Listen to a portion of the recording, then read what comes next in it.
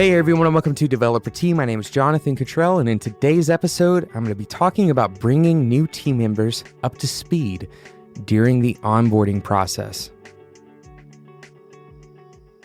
Today's episode is sponsored by Hired.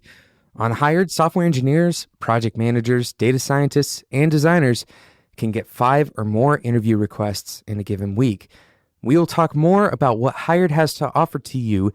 Even if you already have a job, even if you aren't looking for a job, Hired has something to offer to you. We'll talk about it later on in today's episode.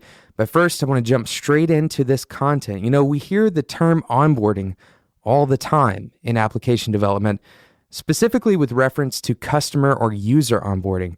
There's even an entire website dedicated to the subject, useronboard.com. And it's dedicated to this onboarding process that has been developed by different services for users. But I received a request from Matt Gale in the Spec Slack community regarding this specific process, but with relation to employee onboarding. So not customers, but employees. Matt's question was simply, what is the best way to bring new members up to speed and onboard them with a company? And then he provided a little more context. He said, I'm a senior web developer whose team is expanding. I started off as a sole member, but as new starters join the company, I've become the team lead. I've now got 2 other developers working with me, with another developer starting next week. So it would be nice to hear how you go about introducing the many projects, tools, and code styles to new team members without overloading them. So Matt, it sounds like you work in a company that is primarily doing agency-style work. And for those of you who aren't familiar with the term agency-style work, most technology firms or startups are either primarily product-focused or they are agencies. Product-focused companies typically have a single project with many areas of that particular project. But in agency work, there are usually many external businesses that have come to the agency for consultation. There are a lot of differences between the 2 styles of work. We'll probably talk about it in a different episode. But today's discussion can really apply to both types of companies. So Matt, your question, how best to onboard new team members, it really has a lot of variables at play. For example, you have the existing team and its structure and its history and all the tools and processes that they use. And you have the new team member and their previous work history, their experience, the tools they're used to using. And now you have a brand new environment and a relatively uncertain future for that new team member. Now, before we jump into how to do this onboarding process, let's back up a little bit. If you have performed a well-structured hiring process where your team members have been introduced to the new potential hire and you were able to test out how that person would work on the team, then the initial shock of change will be lessened very much so. So a kind of bonus tip here before we get into the few key things that I want you to take away from this episode is to be very intentional about the hiring process. Of course, we've done a few episodes regarding the hiring process, and it's very important that you don't take that part lightly. Now, assuming that the hiring process was all handled very well, your team is prepped and ready for the new hire to join, and the new hire is comfortable, energized about starting, there's a few more things to remember to make sure everything goes smoothly. I'm going to share 4 of those things, Matt. And I think these will be tremendously helpful in the employee onboarding process. Right after a quick sponsor break, we'll talk about those 4 things. Today's episode is sponsored by Hired. On Hired, software engineers, project managers, data scientists, and designers can get 5 or more interview requests in a given week. Now, each offer has salary and equity up front. They have full-time and contract opportunities, and you as the user, you can view the interview request and accept or reject that interview request before you ever talk to any company, so it avoids a lot of awkward conversations. Now, Hired works with over 3,000 companies from startups to large public companies, and the best part for you is that it's totally free. Now, if privacy is a concern, when you're searching for a job on Hired, your profile can be hidden from your current employer and anyone else you want it to be hidden from. Now, the best part for you is that if you get a job through Hired, not only is it free to use, but they'll give you a $1,000 thank you bonus. But if you use the special link in the show notes, which you can find at spec.fm, that bonus doubles to $2,000 when you accept a job. Now, you may remember at the beginning of the show that I have something for people who already have a job. Hired is offering you something as well. If you know someone who is looking for a job, you can refer them to Hired, and if they get a job through Hired, you will get a $1,337 bonus when they accept that job. So go and check it out, hired.com. Of course, the special link to double that bonus can be found in the show notes at spec.fm. Thanks again to Hired for sponsoring Developer Tea. So we've got a lot of ground to cover now with Matt's question. I want to get straight into the 4 key takeaways for today's episode. Specifically, what can you do to help onboarding new hires? Number 1, key takeaway, always start with the paperwork. Always start with the paperwork. This may seem non-intuitive because you don't want to load down the new hire with a bunch of paperwork, but how is it a good idea to load someone down with all that on their first day at work? Well, the paperwork marks the sign-up process. If you're used to using an app, you have a sign-up process. You enter your email, you enter a password.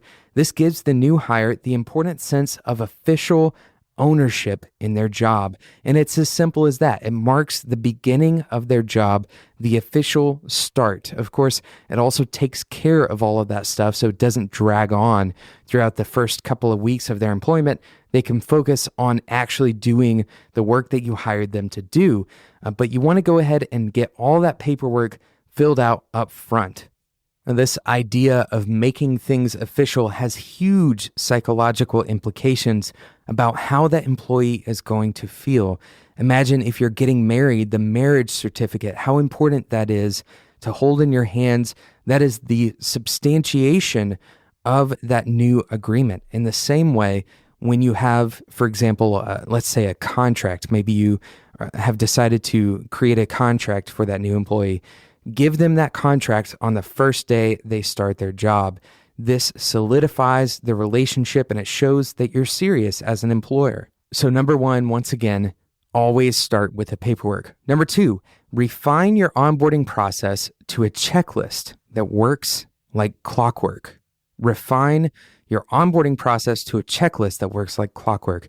Now, don't misunderstand this one. This doesn't mean create a system that goes on autopilot, that you don't have to pay attention and you can just kind of run everyone through the same process. Everyone's job is different, but every hire at your company has a few things in common. And by creating a checklist process out of your onboarding, you're doing a few things for that hire and you're doing a few things for yourself.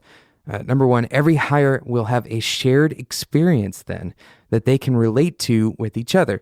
This immediately creates a bond, however small, between that new hire and their teammates. For example, every developer who joins Whiteboard's team, they have to go through the process of setting up PHP and DNS mask and PHP MyAdmin and MySQL on their computer. And typically people who come to Whiteboard, they have Macs. This has become a shared experience because every person has had the experience of struggling through that process.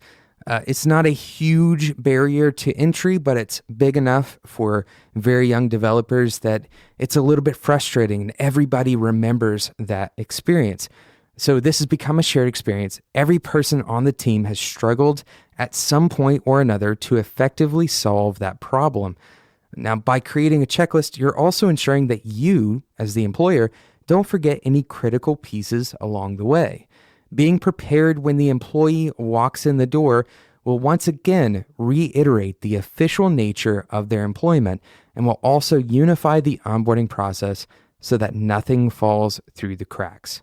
So in the same way that you have a launch checklist, or at least you should have a launch checklist, something that you do every single time that you launch a site or you launch a feature or you launch something into the wild, you should have a checklist for the hiring process, the onboarding process. Okay, so refine your onboarding process to a checklist that works like clockwork. Number 3, involve multiple team members. Have multiple people responsible for different parts of the onboarding process, with one person responsible for facilitating and guiding the new hire through that process. This is critical. Having more than one person be involved in the onboarding process is critical for many reasons. It allows the new hire to get acquainted with many people early on. It ensures that multiple perspectives and points of reference are used as the person moves into their position, it avoids a feeling of monotony, and it allows individuals who have deep appreciation for their own areas of expertise to operate in those areas during the onboarding. So to boil all that down, basically what we're saying is it keeps it from being boring, and it also is a shortcut to introducing that person to the other people on the team. Rather than them just seeing their faces when they walk in the morning, they actually have to talk to that person, right? There's actually some interaction that occurs. And it also allows the different people on your team who have different areas of expertise to operate and show their expertise in that area. For example, you would probably want somebody on the client relationship side of the business to introduce the different projects to the developer, but you'll likely want a developer to explain the various tools the development team uses. So having a guide for the new hire allows the hire to have a point person to ask questions, and that person acts as the advocate for the new hire in the first few days of their employment. But you can't just have one person. You need to have the whole team actually performing that onboarding process, or key members of each different department in the team perform that onboarding process. So let's do a quick review. Number 1, always start with the paperwork. Number 2, refine your onboarding process to a checklist that works like clockwork. Number 3, involve multiple team members in the onboarding process. And number 4, and this one's probably the most unexpected, number 4 is celebrate. Celebrate that new hire coming onto your team. It's important to celebrate a new team member because typically with a new job, there's a huge rush of emotion and excitement that is far too often only recognized by the hire and not recognized by the employer. Now, this is definitely my personal opinion weighing in here rather than best practice, but I believe that a good employer celebrates when individuals on their team win. Let me say that again. A good employer celebrates when individuals on their team win. And getting a brand new job at an awesome new company, that's certainly cause for celebration. So don't just make the employee feel like they have to fall in line with everyone else. And don't allow the day to feel like just another day. Celebrate the new hire. Take them out to lunch. Make a big deal out of the company's excitement that they are joining the team. Talk about it on Slack. Tweet about it. Celebration is an under-recognized, underappreciated, and incredibly powerful part of any culture. And a new hire is something to celebrate. Matt, I hope that you've enjoyed the answer to your question here, and I hope that it is helpful as you bring on new team members. I hope that your company explodes with growth, if that's what you want, of course. And I hope that you learn to celebrate that growth with those new team members. Thank you so much for asking the question, Matt. And I encourage anyone else who is interested in asking a question, join the Slack community by going to spec.fm/Slack. And you can join for free. It will always be free for listeners of Developer Tea and any other show on Spec. So thank you again to Matt for asking that question. Thank you to Hired for sponsoring today's episode. Our sponsors make Developer Tea possible. If you're looking for a job and you're a designer, a developer, a project manager, data scientist, there are jobs available for you on Hired. You can go and join for free. And of course, everything remains private on Hired. And you get a bonus of $2,000 if you use a special link in the show notes at spec.fm. Thank you again to Hired for sponsoring Developer Tea. And thank you for listening to Developer Tea. Until next time, enjoy your tea.